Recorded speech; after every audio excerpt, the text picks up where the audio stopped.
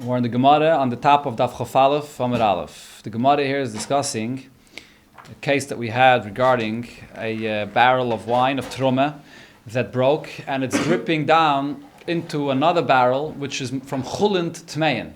If you allow it to drip into the Chulin, which is Tamei, so everything is going to become ruined. So now no one could eat it anymore. No one could drink from this wine. You can't drink from a Kohen can't drink from this wine, because it's mixed with it's tamei. A Yisrael can't drink from it because it's truma. So the question is, are you allowed to save it or not? Gemara here talks about this case and adds another detail to it. So we had an argument before whether you have to let it drip into the bottom. Are you allowed to be metamed, be yadayim, and not let it drip into the bottom barrel of chulin? So the machlokes is shenafla lepachas mimeyasa chulin tmein. If the truma is going to be dripping into the barrel of chulin, and that barrel is less than 100 sa against the truma.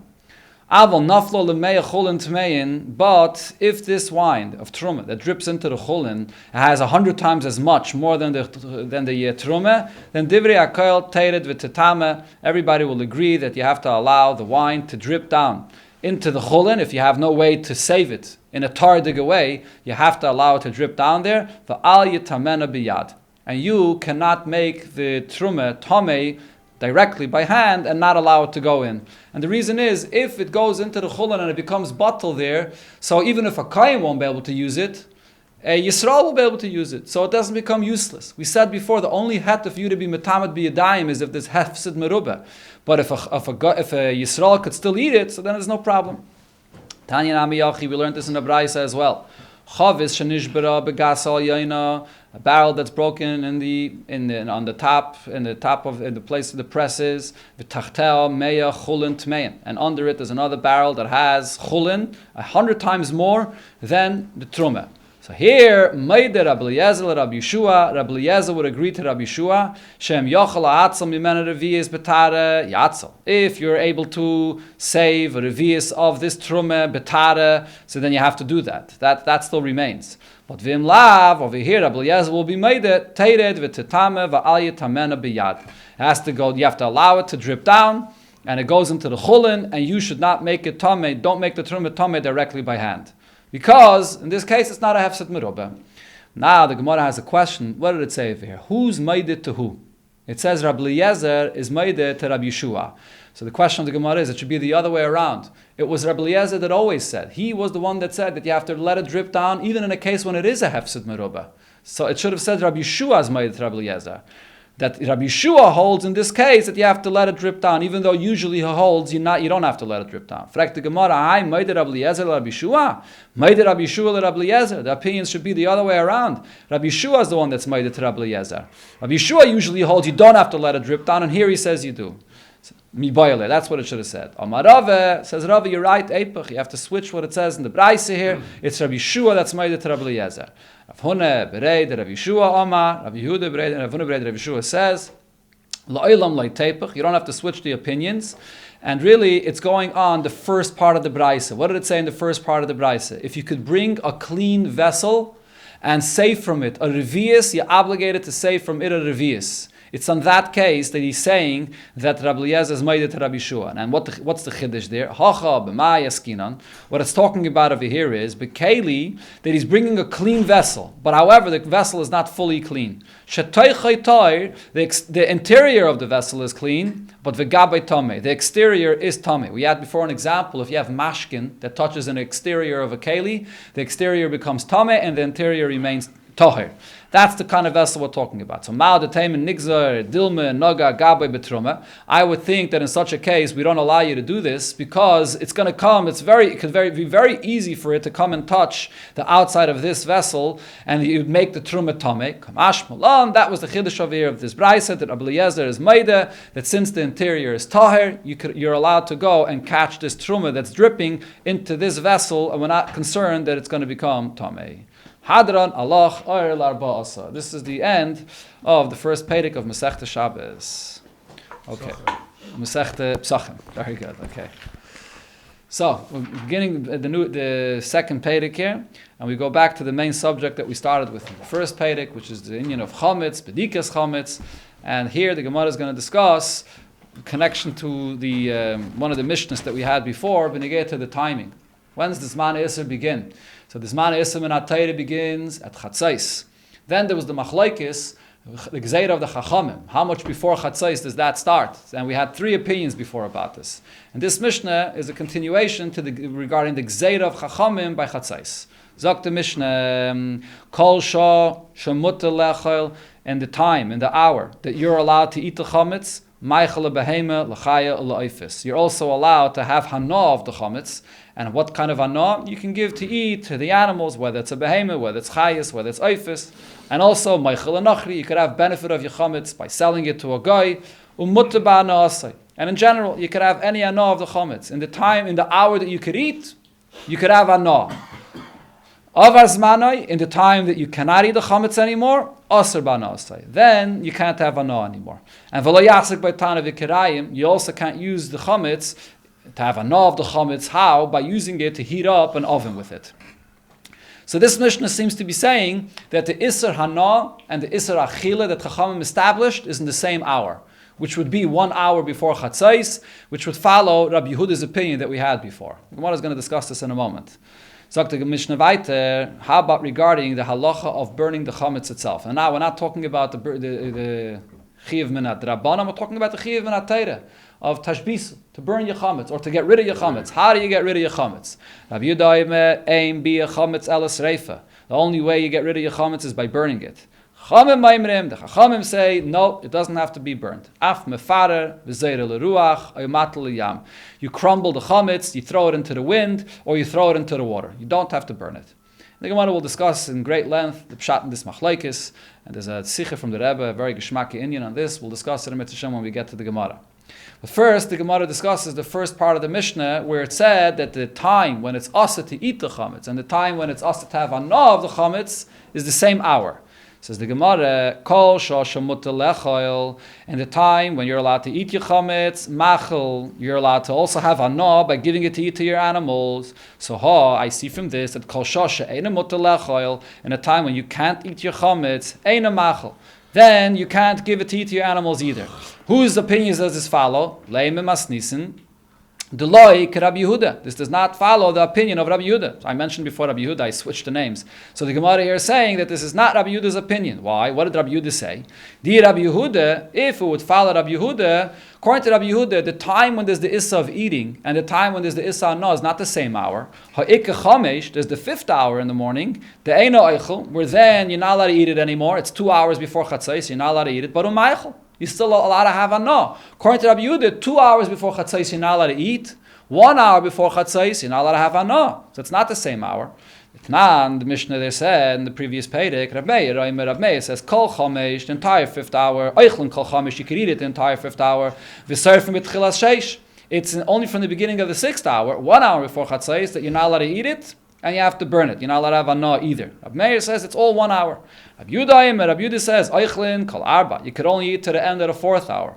V'toilin kol chamish. Then in the 5th hour, it's toilin. It's only partially asr, meaning you can't eat it anymore, but you still could have hana. V'seirfim b'tchilas sheish. Only 1 hour before chatzais, that's when you're obligated to burn it and you can't have hana anymore. So our Mishnah seems to be going, according to Rabbi Meir's opinion, that it's 1 hour before chatzais, so that you can't eat it and you can't have hana.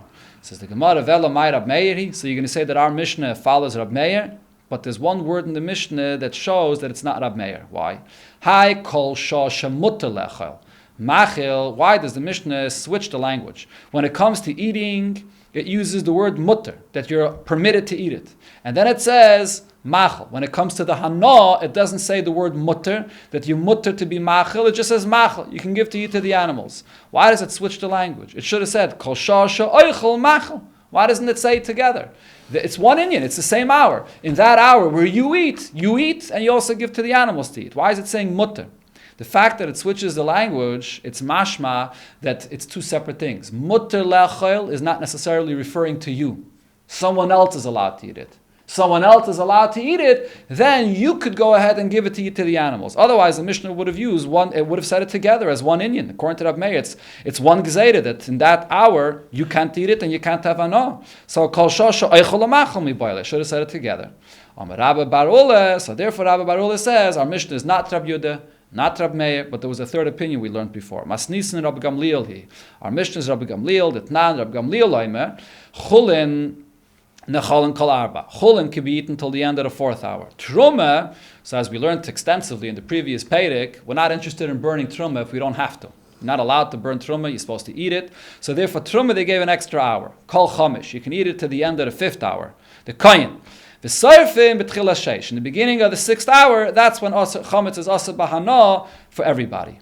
So now the pshat in our Mishnah, why it switches the lashon, is as follows: Kol shoshem mutter lechol koyin betrumah, in the hour, in the fifth hour, when a koyin can eat trumah. So when it says mutter, it's not referring to yourself, because the Yisrael can't eat the chametz anymore. But in that hour, that's somebody else. The koyin can eat the trumah. So then Yisrael machal chulun lebehema l'chaya l'oifis. In that fifth hour, it's mutter bahana for yourself to give it to your behema chaya and oifis. That's how you read the Mishnah. So mutter lechol and machal doesn't exactly go together. Mutter lechol is talking about the koyin, and machal is talking about you, about the Yisrael.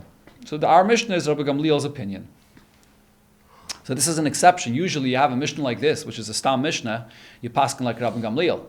But over here, we don't paskin like Rabbi Gamliel. This is an unusual thing. We had the Gemara discussed it before. That even though l'chayre you have a Stam Mishnah here like Rabbi Gamliel, nevertheless we paskin like Rabbi Yehuda. That the Isser Achila starts 2 hours before Chatzais, and the Isser of Hana starts 1 hour before Chatzais. But now the Gemara is going to go into the rest of the details of the Mishnah. Why does it say Behema, Chaya, Oifis? You can get your kavan no, you can give it to eat to your animals. Why does it have to spell out all these details? Why does it mention that you're giving it to a domesticated animal, and then chaya? And then it's saying also that you can give it to a chaya, to a wild animal that comes and grabs, you can give it to eat chametz. So the Gemara tzricha, both have to be mentioned. The tana behema, if it would be saying that you can give it to an animal, the imeshaira, if you're feeding an animal that's domesticated, chazile, whatever it leaves over, chazila, you'll see it. It leaves it over right there in the open. It doesn't go and hide its chametz. So it's going to leave it over in your house. You're going to make sure to burn it. It's not going to stay there over Pesach. Avol chaya, but it comes to an animal, stam, a wild animal that you're going to feed. The imishayda, if it leaves over any chametz, what does it do with it? Chametzanala. The nature of this animal is that it goes and it hides it away. It doesn't just leave it out in the open. Meloi, I would say that you're not allowed to feed it on Erev Pesach because you're giving it, you're causing trouble. It's going to go and feed and hide it over Pesach. On the other hand, vitan chaya, if we would only say chaya, there would be an opposite svara. Mishum di'im mishayda, miyis mitzana. Because if it's going to have chametz and it's going to leave over the chametz, what is it going to do with the chametz that it's going to leave over? It's going to hide it. And if it's going to hide the chametz, so then Rashi here says you're not going to be over on Bal Yeroeh because you can't see it. You don't see where it is. You're going to be over on Bal Yemotzei because it's still found in your property, but you're not going to be over on Bal Yeroeh. That's Rashi's pshat. Avo behema, but when it comes to an animal, zimna in the mishayda, the animal does leave, a domesticated animal, does leave over from the chametz, and v'le masaka daite, and you might not pay attention to what it left over, v'koi aleo, and you're going to be over b'bal yeroeh u b'bal yemotzeh. You're going to be over on both because it's going to be exposed, and you're not going to notice it, and you'll be over on both bal yeroeh and bal yemotzeh. So emeloi, I would say that you shouldn't feed an animal that leaves it out in the open. So therefore, tzricha. Therefore, I have to have both of these cases to tell you that you're allowed to feed the behema and the chaya. Tosfos adds to Rashi, or maybe Tosfos actually argues with Rashi, and Tosfos says that if an animal hides the chametz, you're not over, not on Bal Yeroeh and not on Bal Yemotzeh, because it's hidden. And if it's hidden, it's not even considered to be motzi to you, because you have no idea where it is. So the Pnei Yeshua, all the Achreinim explain, that doesn't mean that if you have chametz in your house and you have no idea where it is, that you're not over on Bal Yeroeh, Bal Yemotzeh. That's the whole reason we do bedikas chametz, to find the chametz in a crack in a hole somewhere, even if you don't know where it is, you're going to be over by Yeroeh, by Yemotzeh. All of a sudden comes our Gemara and says, according to Tosfos, that if the chaya hides the chametz, you're not over by Yeroeh, by Yemotzeh. Says the Pnei Yeshua, the pshat over here is, because here you did bedika. If you don't do bedika, and there's chametz that's left somewhere in a crack in the house, you're going to be over. But if you did bedika, and then a chaya comes and schleps chametz and puts it in a corner somewhere, we have no idea where it is, that's what's called chametz she'ena yudua, and you did bedika, you're not over by Yada. Huh? You did bedika before, not after you gave it to the Chaya. And a Chanami, even if you did bedika before, true. But now the Chaya went and did something on its own. If you're living in your house and you're eating chametz, and chametz that you eat rolls into a hole somewhere, or you placed it somewhere and you forgot about it, so then you're over on that. But if you did bedika and then the Chaya on its own goes and places it somewhere, that's chametz she'ena yedua, you're not over, not by Yada and not by Yamatzah. That's the chiddush of this tesis. Rashi, however, as I mentioned, disagrees. Rashi says you're not going to be over by Yada because it's not exposed, but you will be over by Yamatzah.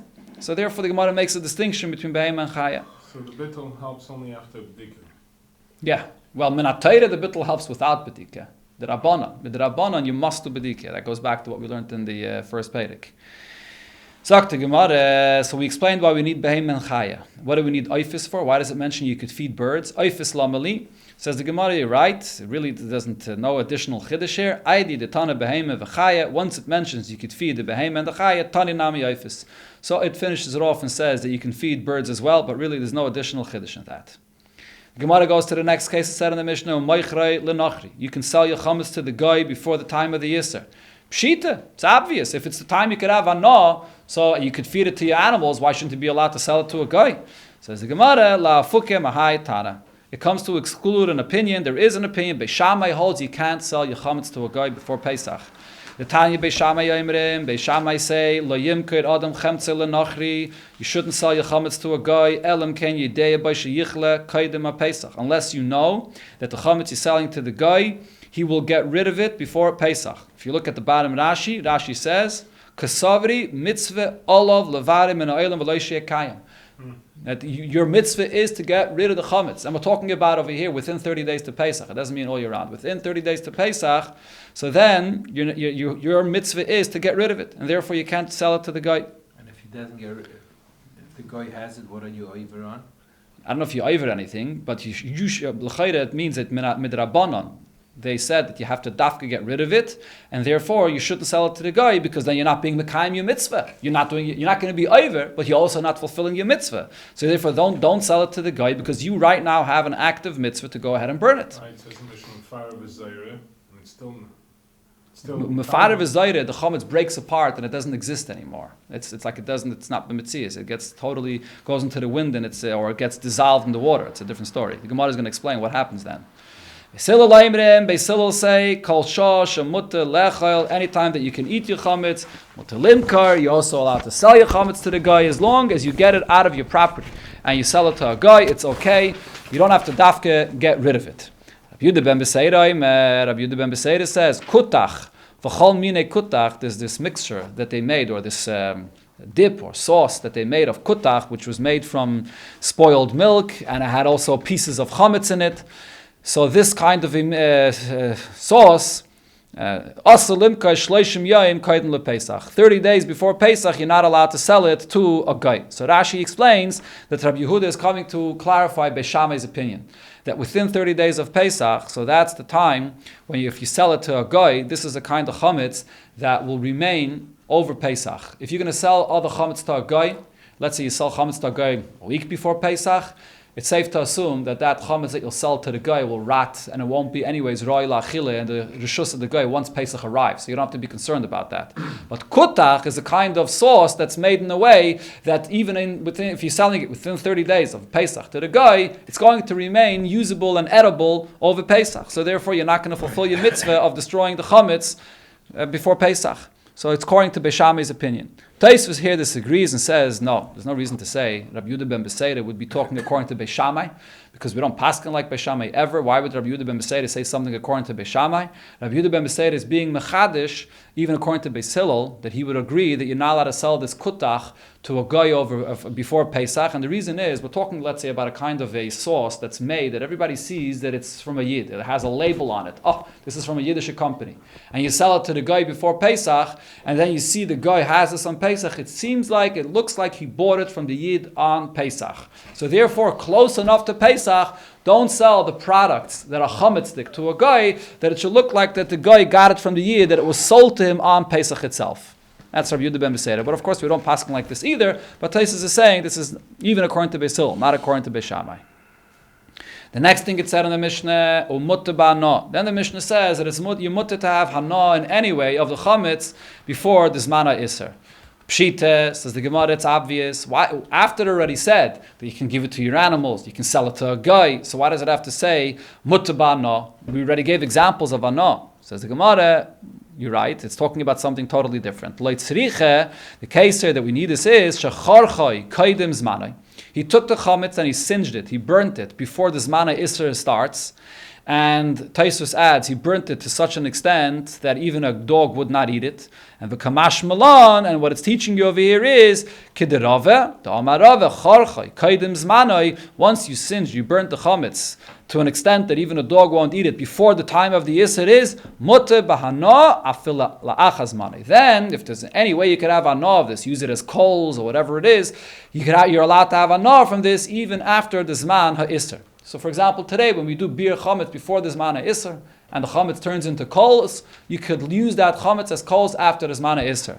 So according to what the Gemara is saying here, when it says in the Mishnah, mutter bahana, it's not a continuation from before. Mutter bahana means after the zman ha'isr. That it's even mutter then because you already burnt it before.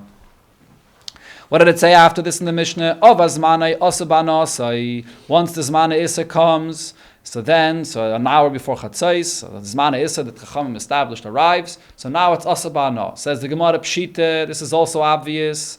Don't I know that you see over here from the Mishnah that the Zman that's Mutter, then we understand that once the Zman Issa comes, it's Asa. Says the Gemara, the Tzriche, no, we need this for the following thing. L'shois the Rabbanon, in the time of those hours, that it's also only mid Rabbanon. So the Mishnah is telling me the following chiddush. Amar Rav Gidel, Amar Rav Chia bar Yosef, Amar Rav Yechanan. HaMekadesh mishesh shois l'mayla. You mekadesh anisha with chametz in that time where it's only asa mid Rabbanon, from the beginning of the 6th hour. Afila b'chiti kurdanisa, and you're using chametz not only in a time where it's asa mid Rabbanon, but you're also using kernels of wheat, for example, that are hard and do not become fully chametz ever. So it's both chametz, which is midrabanan, and at a time when it's aser midrabanan. Ein chayshishin lekiddushin. Because chachamim will geyser that this is aser, we're not chayshish, the kiddushin does not take effect, even though minatayra, the chametz you use, and in the time you used, it was mutter. Nevertheless, we're not chayshish to this kiddushin, so that was the chiddush of avazmane aser bana aser, that it's completely aser, and even if you use it for a kiddushin, it doesn't take effect. And this is a huge chiddush because you're going to have to, as Rashi already mentioned this, we learned this earlier in the first Pedic, we're going to have to rely on the concept of Afkinu Rabbana LeKiddushin Mined. And when we say by Kiddushin, we say Kedas Moshe v'Yisrael, that we're doing the Kiddushin only based on the Chachamim allowing it and agreeing to being done this way, and otherwise Chachamim uproot the Kiddushin. Because Minat Torah, this Kiddushin should take effect. But Chachamim say uproot the Kiddushin if you're doing it in a time or with Chametz that they say shouldn't be used. The next thing it said in the Mishnah, that the chametz shouldn't be used to heat up an oven with it. So, for the Gemara, this is also pshita. It's also obvious. It's a form of a hana that we know is not allowed. So the Gemara, we need this for the following reason. Let Rabbi Yehuda, the chiddush here is, according to Rabbi Yehuda, the Alma aim be a chametz el esreifa. As it says in the end of the Mishnah, Rabbi Yehuda's opinion is the only way to get rid of chametz is by burning it. So I would think to say, Choyel v'amer Rabbi Yehuda mitzvase b'sreifa.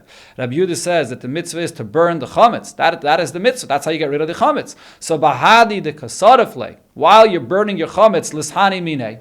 You could have anar from the chametz. Since this is the mitzvah to burn the chametz, so while you're burning it, you could also use the fire to heat up your food at the same time. Kamash malan, that's the chiddush here that you're not allowed. Now the Gemara starts. This is a new sugya that's going to last about 2.5 blot or so. And the Gemara is going to discuss the source of the Isser Hana of chametz. Never says in the Torah anywhere clearly that you shouldn't have Hana of chametz. It just says you shouldn't eat chametz. So how do we know that it's also not allowed to have hana from the chametz, any benefit from the chametz? And from there, the Gemara is going to go into all isurim, all kinds of isurim, and a whole list of different isurim that will be discussed there. What's the source of the isur hachila and isur hana? And actually, there are some things that are only asur b'achila and are not asur b'hana.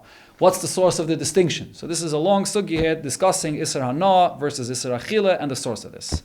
What is the source of the fact that chametz is Asr Ba'ana? Shenema, because the Torah says Lo ye'ochel chametz. It doesn't say Lo yoichal, which would be the usual way to read it. That don't eat it. It says ye'ochel, it should not be eaten. Which means, why does the Torah write it in this way? Lo yehei boy heter achila. There should not be a heter of even having any hana of it, which could lead to eating it. That's what so it's the way the Torah wrote it, yei ochel. So Rashi has an interesting pshat on this. Rashi says that what happens is, a person has hana of chametz. What's the hana of chametz? You sell the chametz, and you have money that you make. And then what do you do with that money that you make? You buy food. So it comes out that your chametz that you sold and you make money is then being used to buy food to eat. So when the Torah writes yei ochel, it's saying don't have hana of the chametz that leads to eating. Because you sell it, you have money, and it brings to eating. But it's not talking about only the eating of the chametz itself, also the isser of having hana. That's the source. Says the Gemara, time the kasur rachmana lo yeyachel. So according to Chizkiah, the only reason we know that it's asa b'hana is because of this wording here, that it says yeyachel and not yechal. Ha loy kasav lo yeyachel. But if it would not write yeyachel, if it would write yechal, havamina isachila mashma isana le mashma. Then I would say yechal is just not to eat it, and it does not include to not have any benefit of it. And he's Chizkiah is arguing at Rabavo. The Amar Rabavo said, no, doesn't matter. Anytime the Torah uses any of these expressions, not to eat something which is aser, echad isar achila, ve'echad isar hana mashma. When the Torah writes the isar achila, it means isar hana as well. It's only if the Torah will explicitly spell out that you're allowed to have hana, then I know that it's mutter to have hana, as the Torah writes clearly by nevela, which we'll see in a moment here in the Braisa. But if the Torah doesn't spell it out explicitly, the term achila in the Torah means also hana. So there's a famous pshat from the Rambam that he writes in the Sefer HaMitzvahs. Why? So what's the pshat? If the Torah is telling you the issa hana, so then why is it writing it in a lashon of achila? So the Rambam says, because what really is the isra achila? The isra achila is about the action that the food is placed in your mouth and it's physically found in your mouth and then found in your stomach. It's not an isra of an action. The isra of achila itself is the hana that you have of achila. What is the whole difference between achila and any other action? Achila is the hana that you have of achila. Whether the hana in your mouth, whether the hana in your stomach, that you become full from it, whatever it is, but the whole isra of achila is the hana. So when the Torah writes achila, it means the hana of the achila. So if it means the hana of the achila, the Torah is telling you that any hana is asr. Elamai says the Rambam, achila is the main hana of a person. More than any other hana, achila is the main hana. So therefore the Torah expresses the isra hana through the lashon achila. But really it means any hana. That was the basis of Rabbi Vo's shitta. Chizkiah says no. Chizkiah says achila is specifically achila. Hana, the Torah has to specifically change the word to ye'achel to be mechadash achila. Hana, that is. So here the Gemara is going to bring the source of where we find regarding nevela. By nevela, the Torah specifically says that it's mutter to have hana. What does it say by nevela? So the Gemara actually brings a braisa about this, a little bit of a long braisa and a machlokes about this. The Tanya we learned in the braisa. What does it say by nevela? Leisaychlu kol nevela. And then the Torah says, but you could have hana from it. Like ger shabisharecha, a ger that's living in your cities. This refers to a ger toishav, which is a guy that accepts upon himself sheva mitzvahs b'nei noyach and so on. So to this ger, titnana, you can give him the nevela as a gift. Va'achala, and let him eat it. Oy machal enachri v'gayim, or sell it to a guy. So the pasuk is clearly spelling out that you could have hana from the nevela. So now the Braisa will discuss why is it saying here in the pasuk two different things. For the ger toishav it says give it to him as a gift, and for the guy sell it to him. If I read this pasuk literally, it seems like the Torah is telling me for a ger toishav, you give him an avela, don't charge him for it, give it to him for free. But by a guy, if you're giving it to a guy, sell it to him, charge him for it. That's what it seems like. But says Gemara, but no, how do I know leger b'mechira b'nayin? How do I know that this nevela, you could sell it to a guy as well and charge him for it as well? It's not dafka. You could give it to him as a gift, or you could sell it to him as well. It doesn't make a difference. Talmud Leimar, so the way to read the pasuk, you could put the punctuation in the pasuk differently. Lager asher b'sharecha titnena oy macher. You can give it to him or sell it to him, period. So you put the punctuation in a way that it's telling you that you can either give it as a gift or sell it to the guy, or sell it to the ger toishav, that is. Lager b'nesina minayin. How do I l'nochri that is? Sorry, l'nochri b'nesina minayin. How do I know that even for a guy you don't have to sell it to him, but you could even give it to him as a gift? Talmud Laimar, again, you put the punctuation differently to tenena ve'achala oy mocher l'nochri, that you either give it as a gift or sell it to the guy. So nimtzes oimer. So what this teaches me is echad ger ve'echad nachri bein ben mechira bein ben esina. You have from your animal that you shechted and the shechita was not kosher. So you have nevela meat. What do you do with your nevela meat? You could either gift it to a ger toshev or a guy, or you could sell it to a ger toshev or a guy. It doesn't make any difference. Divrei Rab Meir. This is Rab Meir's opinion. Why the distinction? So the Gemara will soon ask that question. But why would there be even a svara to make a distinction between a ger toshev and a guy? The Gemara will soon explain that as well. We'll see in a moment. But right now we see Rab Meir's opinion is that it's equal. A ger toshev and a guy is equal. You can either gift it to them or sell it to them. Rabbi Yehuda argues. Rabbi Yehuda says no. Dvarim kichsavan. You have to read the pasuk and don't play around with the punctuation in the pasuk. You have to read the pasuk literally. Leger ben esina. When it comes to a guy, you can give it to him as a gift, or you should give it to him as a gift. You don't charge him. Well, the nachri, a ger toshev that is, you give it to him as a gift. Well, the nachri b'mechira, and a guy, you have to sell it to him. You have to charge him for it, exactly like it's written in the pasuk. So the Gemara, my time at Rabbi Yehuda. So what's Rabbi Yehuda's opinion that says that you read the pasuk as is? So the Gemara says very simple. Because if you're going to say the pshat in the pasuk is that there is no distinction between a nochri and a ger toshev, so then lichtav rachmana. So why doesn't the pasuk put it all together? La ger asher b'sherecha tit nena ve'achala u'macher. Titus should have said it all together as one. For the ger, either gift it to him or sell it to him, not or, without a or. U'macher. Oy lamali. Why is the Torah writing that word oy? What does it say in the pasuk? It sounds like we're making a distinction there. When it writes that word oy, it's separating between a guy and the ger toshev. That's Rabbi Yehuda's opinion. Rab Meir says, why does it say the word oy? No, it's not there to separate between them. Lahaktim nesina de ger lemechira de nachri. All the Torah is coming to say is that you have two options what to do with your nevela meat. Your first option should be to give it as a gift to a ger toshev. If you don't have a ger toshev to give it as a gift, so then sell it to the guy. The oy is just there to say what your first preference should be. But you are allowed to both gift it or sell it to either a guy or a ger toshev. Doesn't make any difference. So says the Gemara, Rabbi Yehuda says, the fact that your first preference should be to gift it to a ger toshev, I don't need a pasuk for that. Why? Kivin de ger at mitzuvah lach. There's another pasuk where it clearly says, Rashi brings the pasuk, it says, ger toshev chai imach. V'chai imach says regarding a ger v'toshev as well. So you have an obligation to support a ger toshev. So therefore, I don't need a special pasuk from this to teach me that your first preference should be to give it as a gift to a guy. So a guy, you don't have the obligation to support him, to give him a livelihood. So therefore, I don't need the word oy for that. Svaruhu, I can understand it from this that the pasuk already said in another place. V'chai imach. So from the Gemara here we can see what's the reason to make a difference between a ger toshev and a nachri, because a ger toshev you have an obligation to support him. Elamai, Rabbi Yehuda held that therefore I don't need the pasuk here to clarify that to me, and therefore the oy is dividing the pasuk into two. Rabbi Meir holds no, the pasuk here is telling me just a preference. It's only telling me the preference to give it to a ger toshev before you sell it to a guy. Okay, now what comes out from this whole braisa? That from this pasuk I see that when it comes to the nevela, the issa nevela is only a issa achila, not allowed to eat it. But you are allowed to have hana from it. So what did Rabbi Vo say? The fact that by nevela, the Torah has to clearly spell out the issa achila and say that you are allowed to have hana, that teaches me that in every other place when the Torah writes lo yoichal, lo soichal, lo soichlu, it always means achila and hana. Only if the Torah spelled out clearly the Isser and Achila and the Heter Ano, then it'll be Mutter Bahana.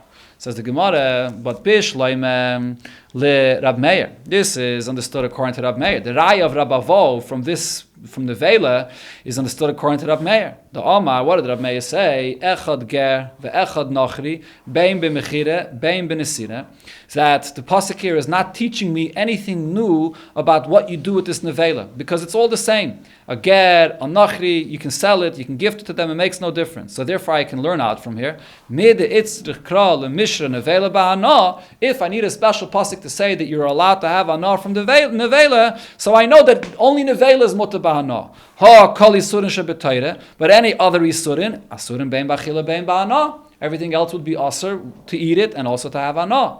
Elul Rabbi Yehuda, the Amal, Dvarim Kiksavan Hu, but Rabbi Yehuda that says that here, when the Torah comes to say what you do with this nevela meat, it's coming to spell out specifically what you should do. You should gift it to a ger taishav or sell it to a guy. So, Kol Yisurin Shebetayre Minali Dasurin Ba'ana. So you can't learn out. Rabbi Vo can't learn out anything from here. What was Rabbi Vo's diuk? Why did the Torah have to let me know here the Isra Anah? Very simple, because it wanted to let you know these details. I wanted to let you know the distinction between a ger taishav and a guy.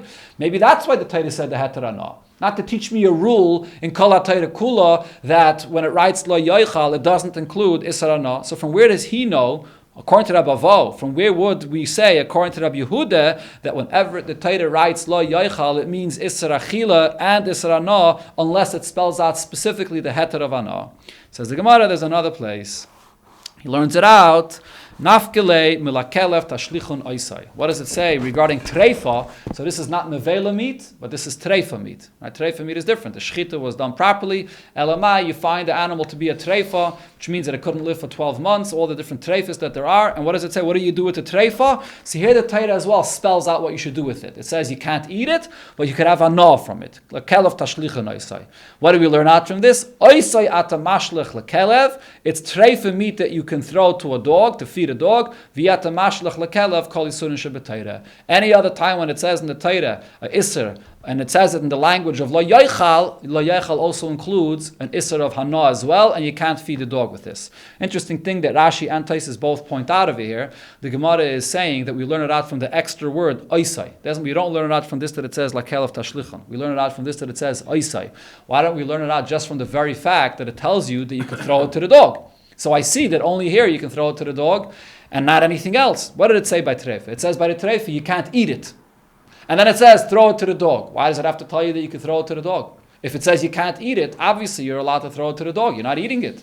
Why does the Gemara only learn it out from the word oisai? Says Rashi, because from the very fact that it says lakelav tashlichon, the Torah is actually telling you feed the dog, because we have to give the dog the schar for layachratz kelav l'shayne. The fact that in Mitzrayim it didn't bark by the Yidden, so therefore the Torah is telling you to give the dog its schar. So from that I can't learn out anything. It's only from the extra word oisai that I learn out that there's a difference between the isser of treifa and all other isurim in the Torah that are asa b'hana. Rab Meir, now according to Rab Meir, he doesn't need this word oisai, because Rab Meir learned this out already from the pasuk by nevela. So what does he do with this extra word of oisai? Oisai atamashlich lekelev. He learns out that it's the treifa that you can throw to a kelev. V'i atamashlich lekelev. Chulin shenishchatu ba'azara. Chulin shenishchatu ba'azara is when you brought an animal into the azara, which was chulin, it was shechted in the azara. There's an isra achila, you're not allowed to eat it, as Rashi brings the source. But the Torah never writes the lashon of achila, the isra achila, by this isra of chulin. If it would have written lo yoichal, regarding a chulin shenishchatu ba'azara, I would have known that it's asa ba'ana as well. But the Torah never writes the isra and a lashon of la yoichal regarding chulin shenishchatu ba'azara. So therefore, I need this pasuk to teach me that chulin that was shechted in the azara, not only is it forbidden to eat, it's also forbidden to have any ana of it. That's what I'm learning out from this extra word of oisai. The idach, and Rabbi Yehuda's opinion is that chulin shenishchatu ba'azara lav da'iraisihi. Chulin that was shechted ba'azara, it's aser, but it's not aser min ha'Torah b'chlal. The whole isser of chulin shenishchatu ba'azara is a takana midrabanan, as the Gemara explains this in the Kiddushin, there's a machlekes about this, and therefore he doesn't need any miyut for that.